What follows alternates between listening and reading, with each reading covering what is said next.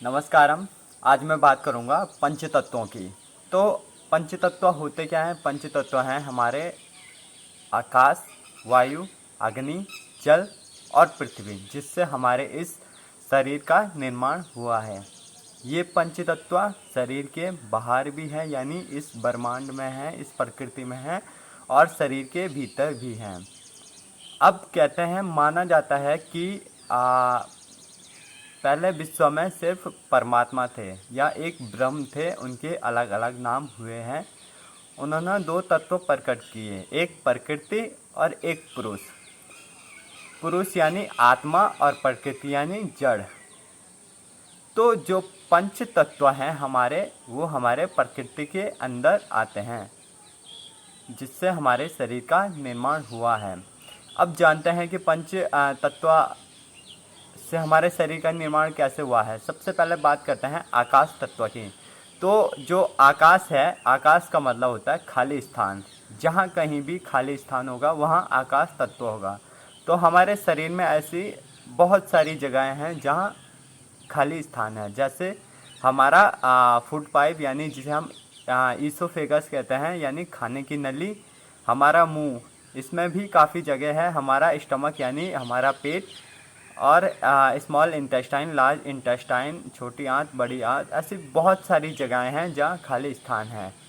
और जहाँ कहीं खाली स्थान होगा वहीं कोई चीज़ एग्जिस्ट करेगी, यानी वहीं कोई चीज़ उपस्थित होगी। क्योंकि जैसे मैं यहाँ पे बैठा हूँ, यहाँ पे खाली स्थान था, इसीलिए मैं इसके ऊपर बैठ पाया हूँ। तो आकाश तत्व की बहुत महत्ता है। उसके बाद आता है वायु। दूसरा जो तत्व है हमारा वायु। संसार में वायु है, जो ऑक्सीजन है, श्वास प्रश्वास हम लेते हैं, वो प्राण के रूप में विद्यमान है हमारे शरीर में।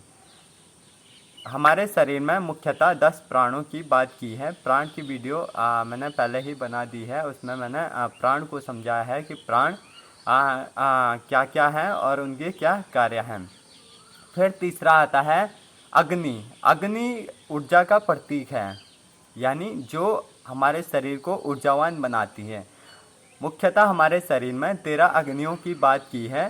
5 भूत अग्नि, 7 धातु अग्नि और 1 जठराग्नि। जठराग्नि हमारे पेट में उपस्थित होती है, जो भोजन का पाचन करती है, सप्त धातुओं का निर्माण करती है। उसके बाद आता है हमारा जल। जल हमारे शरीर में 70% है। और जल का काम क्या है? जल का काम है परिवहन का काम करना, यानी ट्रांसपोर्ट करना। जो भी खाने को जो पाचन किया गया है उसको पूरे शरीर में नसों द्वारा पहुंचाना, ये काम किसका है? जल का। फिर दूसरा है मलों का निष्कासन करना। ऐसे ही इनके और भी अन्य कार्य हैं। फिर है पृथ्वी। पृथ्वी यानी ये जो हमारा स्थूल शरीर दिखाई दे रहा है, ये हमारा पृथ्वी तत्व है। क्योंकि पृथ्वी तत्व सबसे स्थूल तत्व है, सबसे बड़ा तत्व है। और पृथ्वी की जो महत्ता है वो है गंध। अब बात करते हैं इन तत्वों के गुणों की। तो पहला है आकाश। आकाश का जो गुण है वो है शब्द, क्योंकि खाली स्थान जहाँ होगा वहाँ शब्द गूंजेंगे। फिर है वायु। वायु का जो तत्व है वो है स्पर्श। हवा हमें कैसे महसूस होती है? स्पर्श करके। फिर है अग्नि। अग्नि का एक रूप होता है, एक आकार होता है। फिर है जल। जल को हम कैसे जल का पता करते हैं? उसको हम पी के, यानी उसका जो तत्व है वो है रस।